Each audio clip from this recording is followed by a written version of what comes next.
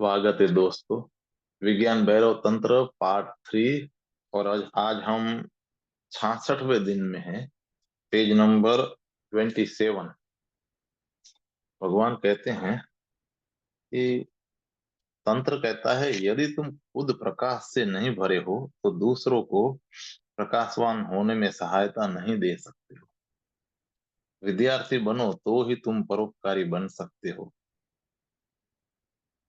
Sorry, स्वार्थी बनो तो ही तुम परोपकारी बन सकते हो, अन्यथा परोपकार की सारी धारणाएं अर्थहीन है। स्वयं सुखी हो तो ही तुम दूसरों के सुखी होने में हाथ बटा सकते हो। अगर तुम दुखी हो, उदास हो, अगर तुम निराश हो, तो तुम दूसरों के प्रति सदा हिंसा से भरे रहोगे। तब तुम दूसरों के लिए दुख ही निर्मित करोगे। तुम महात्मा बन जा सकते हो, वह बहुत कठिन नहीं है। लेकिन अपने महात्माओं को देखो, वे उन सब को सताने में लगे हैं जो उनके पास आते हैं। लेकिन उनके सताने में बड़ी चालबाजी है। वे तुम्हें तुम्हारे हित में सताते हैं, तुम्हें तुम्हारे हित के लिए यातना देते हैं। और क्योंकि वे अपने को भी सताते हैं, इसलिए तुम यह नहीं कह सकते हैं कि आप हमें जो उपदेश दे रहे हो वह खुद नहीं करते। वे करते हैं, वे अपने को भी सताते हैं, इसलिए उन्हें तुम्हें सताने का पूरा अधिकार है। और जो यातना तुम्हारे हित में दी जाती है वह बहुत खतरनाक है, उससे तुम बच नहीं सकते हो। और सुख लेने में गलती क्या है? सुखी होने में गलती क्या है? अगर गलती है तो दुखी होने में है, क्योंकि दुखी आदमी चारों ओर दुख की तरंगे पैदा करता है। सुखी हो और काम कृत्य, प्रेम कृत्य आनंद को उपलब्ध होने का सबसे गहन साधन बन सकता है। तंत्र कामुकता नहीं सिखाता है, वह कहता है कि काम आनंद का स्रोत बन सकता है। अगर एक बार तुमने उस आनंद को जान लिया तो तुम उसके पार जा सकते हो, क्योंकि जब तुम्हारे पांव यथार्थ की जमीन में जमे हैं, काम ही काम में ही सदा नहीं रहना है, लेकिन काम को जंपिंग पॉइंट बनाया जा सकता है। तंत्र यही सिखाता है, काम को जंपिंग पॉइंट बनाओ।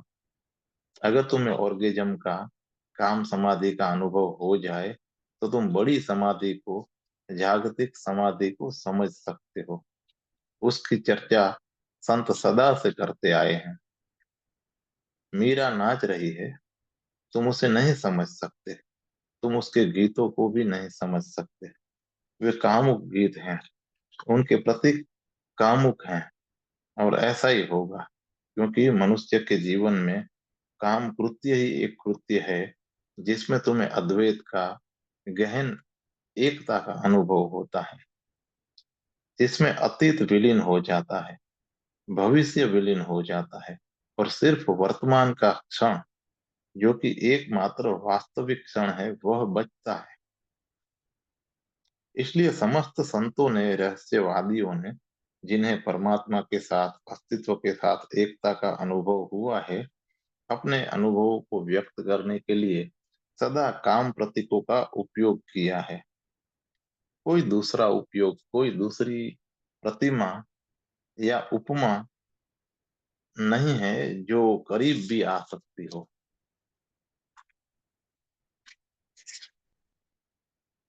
काम सिर्फ आरंभ है, अंत नहीं। लेकिन अगर तुम आरंभ चूक गए तो अंत भी चूक जाओगे, और अंत को उपलब्ध होने में आरंभ से नहीं बचा जा सकता है।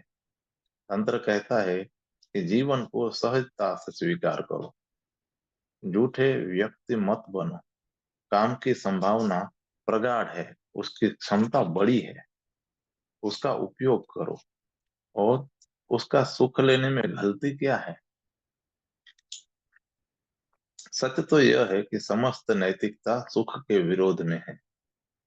यदि कोई सुखी है तो तुम्हें लगता है कि कुछ गलत हो रहा है, यदि कोई दुखी है तो सब ठीक ठाक मालूम पड़ता है। हम एक रुग्ण समाज में रहते हैं जिसमें प्रत्येक व्यक्ति दुखी है। इसलिए जब तुम दुखी हो तो समझ लो, तो सब लोग सुख खुश हैं, क्योंकि सब लोग तुम्हारे साथ सहानुभूति दिखा सकते हैं। और जब तुम सुखी हो तो लोगों को समझ में नहीं आता कि वे क्या करें। जब कोई तुम्हें सहानुभूति प्रकट करता है तो उसके चेहरे को देखो। चेहरे पर एक चमक है, एक सूक्ष्म दीप्ति आई हुई है। सहानुभूति प्रकट करते हुए वह प्रसन्न है। लेकिन अगर तुम सुखी हो तो उसकी कोई संभावना नहीं रहती। तुम्हारा सुख दूसरों के लिए दुख पैदा करता है, और तुम्हारा दुख दूसरों के लिए सुख बन जाता है। यह रुग्णता है, मानसिक रुग्णता। मालूम पड़ता है कि हमारी बुनियाद ही विकसित हो गई है। तंत्र कहता है सच्चे बनो, अपने प्रति प्रामाणिक बनो। तुम्हारा सुख बुरा नहीं है, शुभ है। सुख पाप नहीं है, पीड़ा पाप है। दुखी होना पाप है, सुखी होना पुण्य है। क्योंकि सुखी व्यक्ति दूसरों के लिए दुख नहीं निर्मित करेगा। सुखी आदमी ही दूसरों के सुख का आधार बन सकता है। दूसरी बात, कि जब मैं कहता हूं कि तंत्र न नैतिक है न अनैतिक, तो उसका मतलब है कि तंत्र बुनियादी रूप से एक विज्ञान है। वह तुम्हारा निरीक्षण करता है, तुम जो हो उसकी फिक्र करता है। उसका अर्थ है कि तंत्र तुम्हें बदलने की चेष्टा तो बिल्कुल नहीं करता, लेकिन वह यथार्थ के जरिए तुम्हें निश्चित ही रूपांतरित कर देता है। जादू और विज्ञान में जो भेद है, वही भेद नीति और तंत्र में है। जादू यथार्थ को जाने बिना सिर्फ शब्दों के जरिए चीजों को बदलने की चेष्टा करता है। जादूगर कह सकता है कि अब वर्षा बंद हो जाएगी, लेकिन वास्तव में वह वर्षा को नहीं रोक सकता। या वह कह सकता है कि वर्षा होगी, लेकिन वह वर्षा ला नहीं सकता है। वह महज शब्दों का खेल है। कभी कभार संयोग घट सकता है, और तब जादूगर को लगेगा कि मैं कितना शक्तिशाली हूँ। और अगर उसकी भविष्यवाणी के मुताबिक कोई चीज नहीं होती है, तो वह सदा कह सकता है कि कुछ भूल चूक रह गई होगी। उसके धंधे में सदा इतनी सुविधा छुपी रहती है। जादूगरी में सब कुछ अगर से शुरू होता है। जादूगर कहता है कि अगर सब शुभ हो, पुण्यवान हो, तो फला दिन वर्षा होगी। फिर अगर वर्षा हुई तो ठीक, और अगर न हुई तो जादूगर कहेगा कि सब पुण्यवान नहीं थे, कोई न कोई पापी था। इस 20वीं सदी में भी जब बिहार में अकाल पड़ा, तो महात्मा गांधी जैसे व्यक्ति ने कहा कि बिहार में अकाल इसलिए पड़ा क्योंकि वहां के लोग पापी हैं। मानो सारा संसार पुण्यात्मा है और सिर्फ बिहार पापी है। जादू अगर से शुरू करता है, और वह अगर बहुत बड़ा है। विज्ञान कभी अगर से शुरुआत नहीं करता है। विज्ञान सबसे पहले यह जानने की चेष्टा करता है कि तथ्य क्या है, यथार्थ क्या है, असलियत क्या है। यथार्थ को, असलियत को जानकर ही उसे रूपांतरित किया जा सकता है। अगर तुम जानते हो कि विद्युत क्या है, तो तुम उसे बदल सकते हो, रूपांतरित कर सकते हो, उसका उपयोग भी कर सकते हो। लेकिन जादूगर नहीं जानता कि विद्युत क्या है, और जाने बिना ही वह उसे रूपांतरित करने चलता है। कम से कम रूपांतरित करने का विचार करता है। और ऐसी भविष्यवाणियां झूठी हैं और भ्रांत हैं। नीति जादू जैसी है। वह पूर्ण मनुष्य की चर्चा किए जाती है, और उसे यह नहीं मालूम है कि मनुष्य क्या है, यथार्थ मनुष्य है क्या। पूर्ण मनुष्य स्वप्न ही बना रहता है, और उसका उपयोग सिर्फ यथार्थ मनुष्य की निंदा करने के लिए होता है। मनुष्य उस लक्ष्य तक कभी नहीं पहुंच पाता है। तंत्र विज्ञान है। तंत्र कहता है कि पहले जानो कि यथार्थ क्या है, मनुष्य क्या है। अभी पहले मूल्य को मत निर्मित करो, अभी आदर्श खड़े मत करो। पहले उसे जानो जो है, इसका विचार करो कि क्या होना चाहिए। इसका विचार मत करो कि क्या होना चाहिए, सिर्फ उसकी सोचो जो है। और जब वह जान लिया जाए जो है, तो तुम उसे बदल सकते हो। तब तुम्हें कुंजी मिल गई। उदाहरण के लिए तंत्र कहता है कि काम वासना का विरोध मत करो।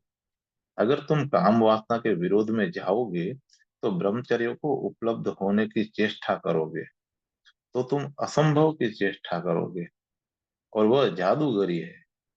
काम ऊर्जा को जाने बिना, काम की संरचना को समझे बिना, उसके यथार्थ को, उसके रहस्यों को जाने बिना तुम ब्रह्मचर्य का आदर्श निर्मित कर सकते हो। लेकिन तब तुम क्या करोगे? तब तुम सिर्फ दमन करोगे। लेकिन जो व्यक्ति काम वासना का दमन करता है, वह उस व्यक्ति से ज्यादा काम वासना से ग्रस्त है जो काम वासना में या काम भोग में संलग्न है। क्योंकि भोग के द्वारा ऊर्जा व्यय हो जाती है, दमन से वह तुम्हारे भीतर चक्कर लगाती है। जो व्यक्ति काम दमन करता है, उसे सर्वत्र कामुकता ही नजर आती है। उसके लिए सब कुछ कामुक हो जाता है। ऐसा नहीं है कि सब कुछ कामुक है, लेकिन वह सर्वत्र उसका प्रक्षेपण कर लेता है। अब वह प्रक्षेपण करता है, उसकी दमित ऊर्जा प्रक्षेपण करती है। वह जहां भी दृष्टि डालेगा, उसे कामुकता ही कामुकता नजर आएगी। और क्योंकि वह अपनी निंदा करता है, वह सबकी निंदा करने लगेगा। ऐसा नैतिक व्यक्ति खोजना मुश्किल है जो भयानक रूप से निंदा करने वाला न हो। वह सबकी निंदा करेगा। उसकी नजर में सब लोग गलत हैं। और ऐसा कह के या ऐसा करके वह तृप्त होता है। उसका अहंकार तृप्त होता है। वह क्यों सबको गलत समझता है? क्योंकि उसे सर्वत्र वही चीज दिखाई देती है जिसका वह दमन कर रहा होता है। उसका अपना चित्त ज्यादा कामुक होता जाएगा और वह और भयभीत होता जाएगा। यह ब्रह्मचर्य की विकृति है और यह अस्वाभाविक है। एक भिन्न गुणवत्ता का ब्रह्मचर्य, यह एक अलग ढंग का ब्रह्मचर्य तंत्र के साधक को घटित होता है, लेकिन उसकी प्रक्रिया पूरी उल्टी है। एक तंत्र को पहले तंत्र पहले यह सिखाता है कि तुम काम वासना में प्रवेश कैसे करो, उसे कैसे जानो, कैसे उसे अनुभव करो, उसकी गहनतम छिपी संभावनाओं को, उसके शिखर को कैसे प्राप्त करो, उसमें छिपे सारे सौंदर्य को, उसके मूलभूत सुख और आनंद को कैसे उपलब्ध हो। और अगर तुमने उस रहस्य को जान लिया, तो तुम उसका अतिक्रमण कर सकते हो। क्योंकि गहन काम समाधि में तुम्हें जो आनंद मिलता है, वह आनंद काम से नहीं, किसी और चीज से आता है। काम तो सिर्फ एक स्थिति है, और उसमें जो सुख, जो आनंद मिलता है, वह किसी और चीज से, दूसरे स्रोत से मिलता है। वह दूसरी चीज तीन तत्वों में बांटी जा सकती है। लेकिन मैं जब उन तत्वों के संबंध में बोलता हूं, तो यह मत समझो कि तुम उन्हें मेरे शब्दों से ही समझ जाओगे। उन्हें तुम्हारा अनुभव बनना हो। सिद्धांत की भांति वे व्यर्थ हैं। लेकिन काम के इन्हीं तीन तत्वों के कारण तुम आनंद को उपलब्ध हो सकते हो।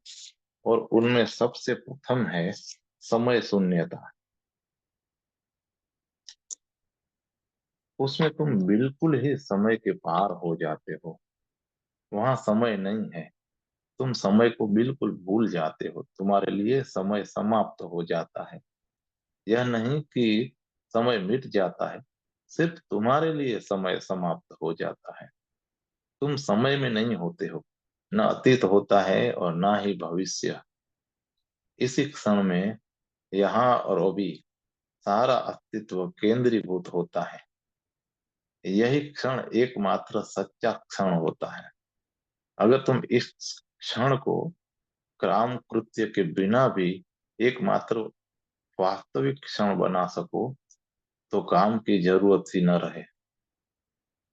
ध्यान में यही घटित होता है।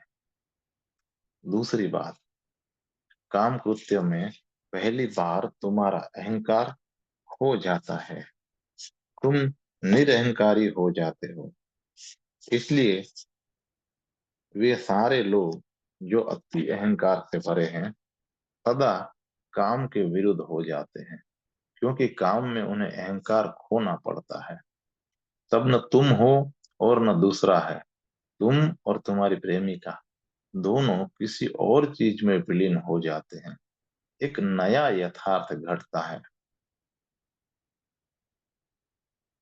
एक नई इकाई अस्तित्व में आती है, जिसमें पुराने दो खो जाते हैं, पूरी तरह खो जाते हैं।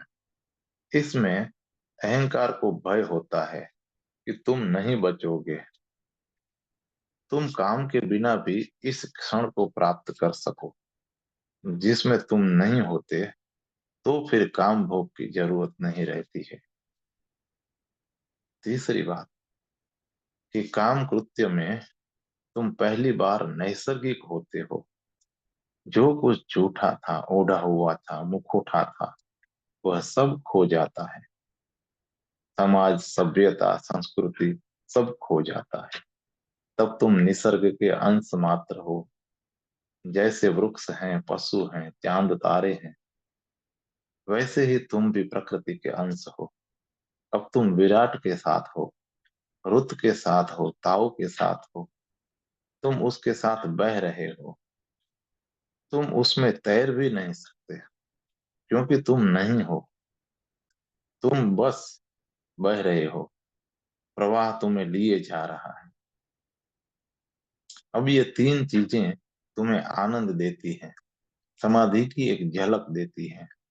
काम कृत्य एक स्थितिवर है जिसमें यह सहजता से घटित होता है। अगर तुम इन तीन तत्वों को जान लेते हो और इन्हें अनुभव कर लेते हो, तो तुम काम कृत्य के बिना भी उन्हें निर्मित कर सकते हो। समस्त ध्यान मूलतः काम भोग के बिना काम भोग का अनुभव है, लेकिन तुम्हें उससे गुजरना ही होगा। उसे तुम्हारे अनुभव का हिस्सा बनाना होगा। उसकी मात्र धारणा, सिद्धांत या विचार से कुछ भी नहीं होगा। तंत्र काम भोग के लिए नहीं, काम के अतिक्रमण के लिए है। लेकिन वह अतिक्रमण आदर्श से नहीं, सिर्फ अनुभव से नहीं हो सकता है, अस्तित्वगत अनुभव से। ब्रह्मचर्य केवल तंत्र के द्वारा ही घटित होता है। यह बात विरोधाभासी मालूम पड़ती है, लेकिन विरोधाभासी है नहीं। ज्ञान के द्वारा ही अतिक्रमण घटित होता है। अज्ञान से अतिक्रमण नहीं हो सकता है। अज्ञान से सिर्फ पाखंड पैदा होता है। अब मैं दूसरे प्रश्न को लूंगा।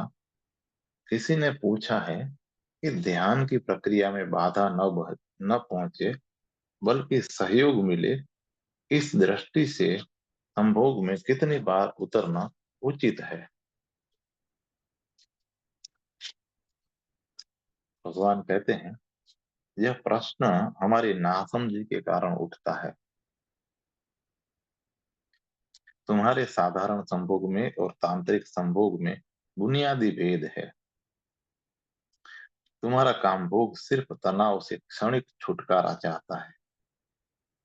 वह एक अच्छी छींक जैसा है।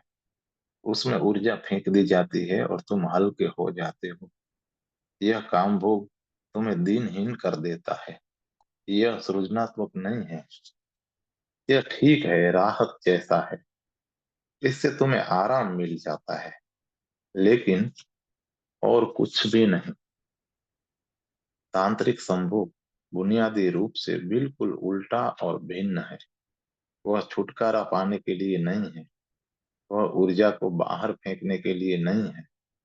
तंत्र में स्खलन के बिना, ऊर्जा को बाहर फेंके बिना संभोग में रहना है। वह भी उसके आरंभ के साथ रहना है, अंत के साथ नहीं। इससे काम भोग की गुणवत्ता बदल जाती है। उसका पूरा गुणधर्म भिन्न हो जाता है। यहाँ दो चीजें समझने जैसी है। काम भोग में दो प्रकार के शिखर के अनुभव हैं, दो प्रकार के ऑर्गेजम हैं। एक ऑर्गेजम से तुम परिचित हो, जिसमें तुम उत्तेजना के शिखर पर पहुंचकर उसके आगे नहीं जा सकते, अंत आ जाता है। उत्तेजना ऐसे बिंदु पर पहुंच जाती है जहां वह स्वैच्छिक नहीं रह जाती, ऊर्जा छलांग लेती है और बाहर निकल जाती है। उससे तुम खाली हो जाते हो, हल्के हो जाते हो, कोई बोझ सा उतर जाता है और तुम विश्रांति और नींद में चले जाते हो। तुम यहाँ काम भोग का ट्रैंक्विलाइजर की तरह उपयोग करते हो। यह प्रकृति प्रदत्त दिया हुआ एक ट्रैंक्विलाइजर है। इसके बाद अच्छी नींद आएगी, बशर्ते चित्त अगर धर्म से बोझिल न हो, अन्यथा ट्रैंक्विलाइजर भी व्यर्थ हो जाएगा। अगर तुम्हारा चित्त धारणाओं से बोझिल नहीं है, तो ही काम भोग तुम्हें ट्रैंक्विलाइजर का काम दे सकता है। अगर तुम्हें अपराध भाव पकड़ता है, तो तुम्हारी नींद भी बिगड़ जाएगी। तब तुम्हें गिरावट अनुभव होगी। तब तुम आत्म निंदा में संलग्न हो जाओगे और तब तुम व्रत लोगे कि अब फिर मैं इस पाप में नहीं गिरूंगा। तो तुम्हारी नींद उपद्रव में पड़ जाएगी। लेकिन यदि तुम सहज हो, धर्म से नीति से बोझिल नहीं हो, तो काम भोग ट्रैंक्विलाइजर बन जाता है। यह एक तरह का ऑर्गेजम है, काम का शिखर अनुभव है, जिसमें उत्तेजना का शिखर प्राप्त होता है, जबकि तंत्र दूसरे प्रकार के शिखर के अनुभव की फिक्र लेता है। और अगर तुम पहले प्रकार को शिखर अनुभव कहते हो, तो तांत्रिक संभोग को घाटी के अनुभव कहना उचित होगा। इसमें तुम्हें उत्तेजना के शिखर पर नहीं पहुंचना है, वरन विश्राम की गहनतम घाटियों में उतरना है। लेकिन दोनों के आरंभ में उत्तेजना से काम लेना है। इसलिए मैं कहता हूं कि आरंभ में दोनों समान है, लेकिन उनके अंत बिल्कुल भिन्न है। उत्तेजना का उपयोग दोनों में करना है। वहां से तुम या तो उत्तेजना के शिखर पर चढ़ोगे या विश्राम की घाटी में उतरोगे। पहली यात्रा में उत्तेजना को तीव्र से तीव्रतर होते जाना है। तुम्हें उत्तेजना के साथ बढ़ना है, उत्तेजना को उसके शिखर तक पहुंचाना है। लेकिन दूसरी यात्रा यात्रा में उत्तेजना केवल प्रारंभ में होगी और और पुरुष के प्रवेश करते ही प्रेमी और प्रेमिका दोनों विश्राम में हो सकते हैं। किसी हलचल की जरूरत नहीं है, दोनों प्रेम आलिंगन में विश्राम पूर्ण हो सकते हैं। जब भी पुरुष या स्त्री को ऐसा लगे कि इंद्रियों का तनाव समाप्त होने लगा है, तभी थोड़ी गति और उत्तेजना की जरूरत है, लेकिन फिर विश्राम में चले जाना चाहिए। तुम इस प्रगाढ़ आलिंगन को स्खलन के बिना घंटों लंबा सकते हो और उसके बाद दोनों गहरी नींद में सो जा सकते हो। यही घाटी का अनुभव है। इसमें दोनों व्यक्ति विश्राम पूर्ण है और उनका मिलन भी विश्राम पूर्ण होता है। सामान्य संभोग में तुम उत्तेजित व्यक्तियों की भांति मिलते हो, तनावग्रस्त, उत्तेजित, खाली होने को आतुर। साधारण ऑर्गेजम पागलपन जैसा मालूम पड़ता है, जबकि तांत्रिक ऑर्गेजम प्रगाढ़ विश्राम वाला ध्यान है। उसमें यह प्रश्न ही नहीं उठता है कि कितनी बार संभोग में उतरा जाए। तुम कितनी बार चाहो उतर सकते हो, क्योंकि उसमें ऊर्जा की हानि नहीं है, वरन ऊर्जा की प्राप्ति होती है। तुम्हें शायद इसका बोध नहीं है, लेकिन यह जीव शास्त्र या जीव ऊर्जा का एक तथ्य है कि पुरुष और स्त्री विपरीत शक्तियां हैं। तुम उन्हें निषेध, विधेय, यिन यांग जो भी कहो, वे एक दूसरे को चुनौती देने वाली शक्तियां हैं। और जब वे गहन विश्राम में मिलती हैं, तो वे परस्पर एक दूसरे को जीवन प्रदान करती हैं। इस मिलन से स्त्री पुरुष दोनों शक्ति संपन्न हो जाते हैं, दोनों शक्तिशाली हो जाते हैं, दोनों जीवंत हो जाते हैं, दोनों नई ऊर्जा से भर जाते हैं। ऐसे मिलन में कुछ भी खोता नहीं है। विपरीत ध्रुवों के मिलन से ऊर्जा का नवीनीकरण होता है। तांत्रिक संभोग तुम जितना चाहो उतना कर सकते हो। साधारण संभोग में तुम बार बार नहीं उतर सकते हो, क्योंकि उसमें तुम्हारी ऊर्जा नष्ट होती है और उसे पुनः प्राप्त करने के लिए तुम्हारे शरीर को प्रतीक्षा करनी होगी, और ऊर्जा प्राप्त करके फिर उसे नष्ट ही करना है। यह एक अंतहीन और अर्थहीन सिलसिला है। सारा जीवन फिर ऊर्जा कमाने और नष्ट करने में व्यतीत हो जाता है।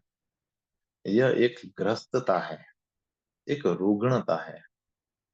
इस संबंध में एक दूसरी बात भी समझने जैसी है। तुमने शायद ध्यान न दिया हो कि पशु काम कृत्य का सुख लेते हुए नहीं मालूम पड़ते हैं। संभोग में वे सुख लेना नहीं जानते हैं। बंदरों और वन मानुषों को देखो, कुत्तों और अन्य जानवरों को देखो। उन्हें संभोग में देखकर यह कहना असंभव है कि वे उनका सुख ले रहे हैं, क्योंकि वे आनंदित हो रहे हैं। यह असंभव है। उनका काम भोग बिल्कुल यांत्रिक मालूम पड़ता है। लगता है कि कोई प्राकृतिक शक्ति उन्हें इसके लिए बाध्य कर रही है। अगर तुमने बंदरों को संभोग करते देखा हो, तो देखा होगा कि संभोग संभोग के बाद वे तुरंत एक दूसरे से अलग हो जाते हैं। उनके चेहरों को देखो, उनमें प्रसन्नता जरा भी नहीं है, जैसे कि कुछ हुआ ही नहीं। जब ऊर्जा धक्के देती है, जब वह अतिशय होती है, तो वे उसे बस फेंक देते हैं। साधारण मनुष्य का काम कृत्य भी ऐसा ही है, लेकिन नीतिवादी ठीक उल्टी बातें करते जाते हैं। वे कहते हैं भोग मत करो, सुख मत लो। वे कहते हैं यह तो पशु जैसा कृत्य है, लेकिन यह बात गलत है। पशु कभी सुख नहीं लेते, केवल मनुष्य सुख ले सकता है। और तुम जितना गहरा सुख लोगे, उतनी ही श्रेष्ठ मनुष्यता का उदय होगा। और अगर तुम्हारा संभोग ध्यान पूर्ण हो जाए, समाधि पूर्ण हो जाए, तो परम उपलब्ध हो जाए। लेकिन तंत्र की बात स्मरण रखो, यह घाटी अनुभव है। यह शिखर अनुभव नहीं है, घाटी का अनुभव है।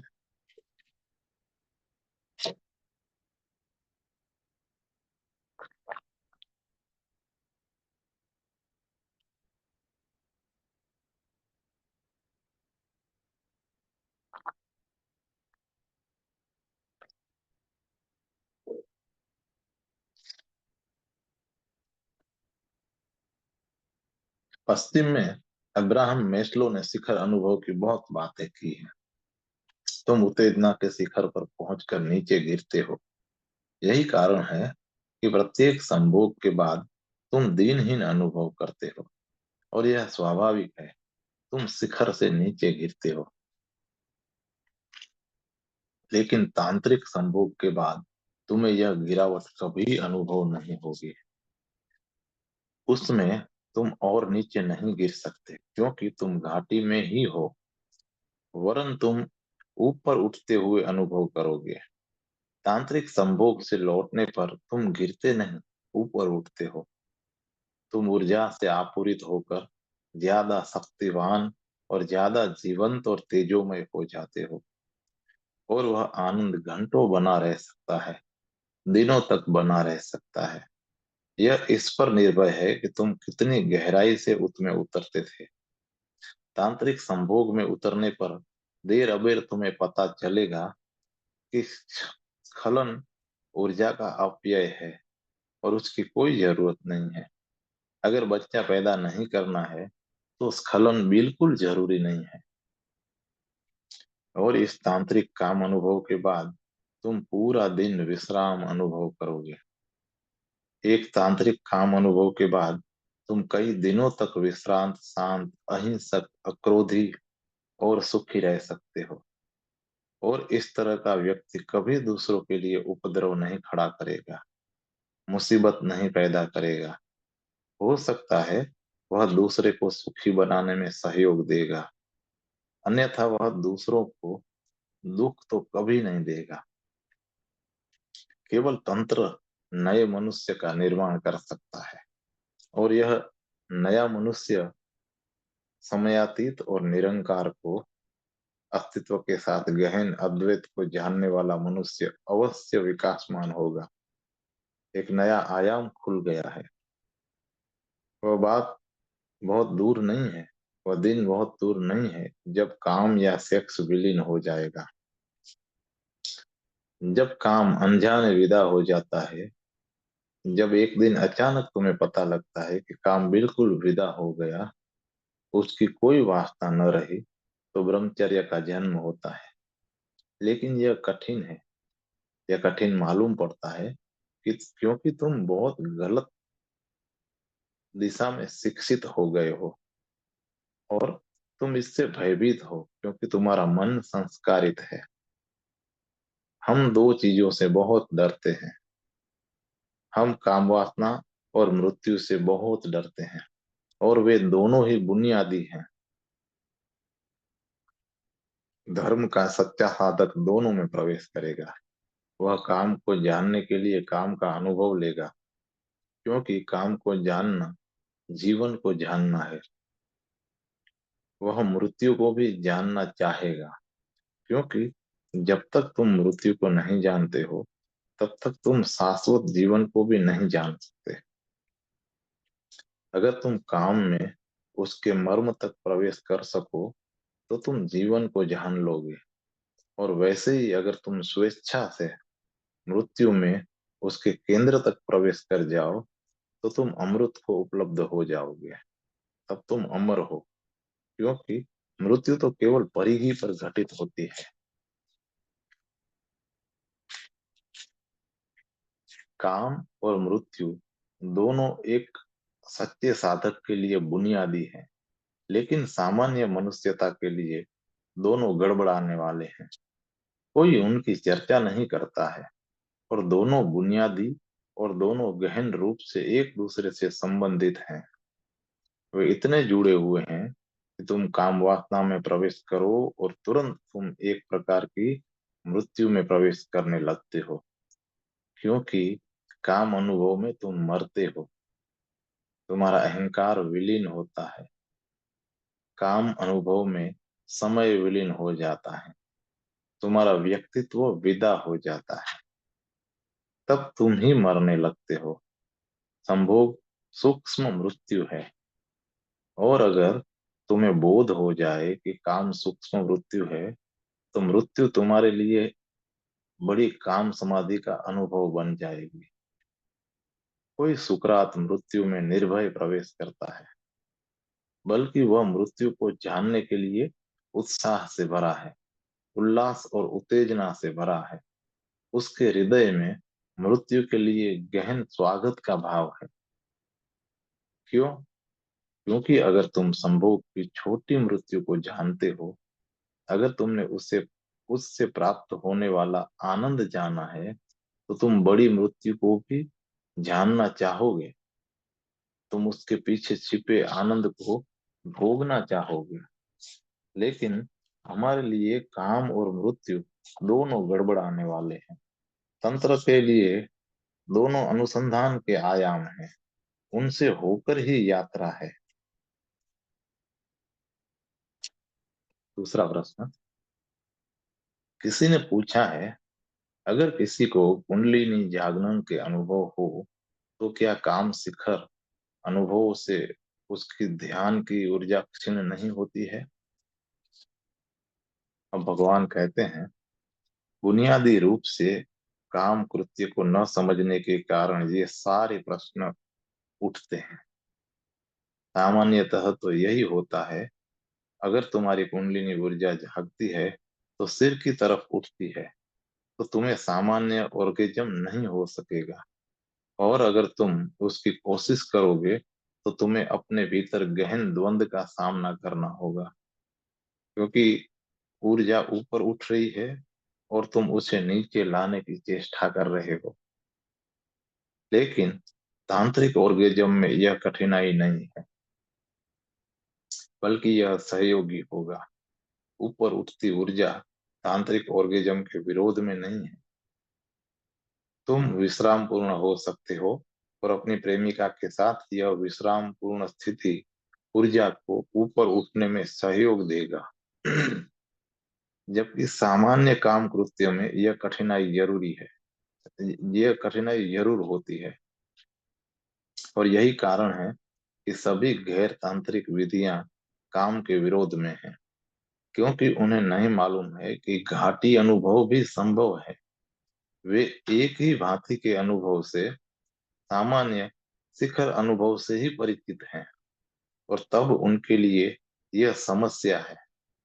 योग के लिए यह समस्या है, क्योंकि योग तुम्हारी काम ऊर्जा को ऊपर उठाने की चेष्टा करता है। तुम्हारी ऊपर उठती काम ऊर्जा को ही कुंडलिनी कहते हैं। काम भोग में ऊर्जा नीचे आती है। कहेगा कि ब्रह्मचर्य धारण करो, क्योंकि अगर तुम दोनों करोगे, योग और भोग दोनों करोगे, तो तुम अपने को अराजकता में डाल दोगे। एक ओर तुम ऊर्जा को ऊपर उठाने की चेष्टा करोगे और दूसरी ओर उसे नीचे उतारने की, बाहर फेंकने की चेष्टा करोगे। तब तुम उपद्रव में पड़ोगे, तब तुम अराजकता में पड़ोगे। और यही कारण है कि योग की विधियां काम विरोधी हैं, लेकिन तंत्र काम विरोधी नहीं है। क्योंकि तंत्र का काम अनुभव सर्वथा भिन्न है, और वह घाटी का अनुभव है। घाटी अनुभव सहयोगी हो सकता है, उसमें द्वंद की, अराजकता की संभावना नहीं है। वह सहयोगी हो सकता है। अगर तुम पुरुष हो और स्त्री से बच रहे हो, या स्त्री हो और पुरुष से बच रहे हो, तो तुम जो भी करोगे, विपरीत यौन तुम्हारे मन में सदा बसा रहेगा और तुम्हें नीचे की ओर खींचता रहेगा। यह विरोधाभासी है, लेकिन यह सत्य है। लेकिन जब तुम अपनी प्रेमिका के साथ प्रगाढ़ आलिंगन में होते हो, तो तुम दूसरे को भूल सकते हो। तभी तुम दूसरे को भूलते हो। पुरुष भूल जाता है कि स्त्री है, स्त्री भूल जाती है कि पुरुष है। प्रगाढ़ आलिंगन में सदा दूसरा विदा हो जाता है, और जब दूसरा नहीं है, तो तुम्हारी ऊर्जा आसानी से प्रवाहित होती है। अन्यथा दूसरा उसे नीचे और नीचे खींचता रहता है। इसलिए योग तथा दूसरी सामान्य विधियां तुम्हें विपरीत यौन से बचने की शिक्षा देती हैं। तुम्हें बचना होगा, तुम्हें सतत सजग रहना होगा, संघर्ष और नियंत्रण करना होगा। लेकिन अगर तुम विपरीत यौन के विरोध में हो, तो यह विरोध तुम्हें निरंतर तनावग्रस्त रखेगा और तुम्हें नीचे खींचता रहेगा।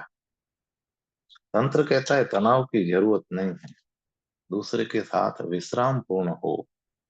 उस विश्रांत क्षण में दूसरा विलीन हो जाता है और तुम्हारी ऊर्जा ऊपर की ओर प्रवाहित हो सकती है। लेकिन यह तभी ऊपर की ओर प्रभावित होती है जब तुम घाटी में होते हो, और अगर तुम शिखर पर हो तो वह नीचे बहने लगती है। तीसरा प्रश्न है जो हम कर लेंगे।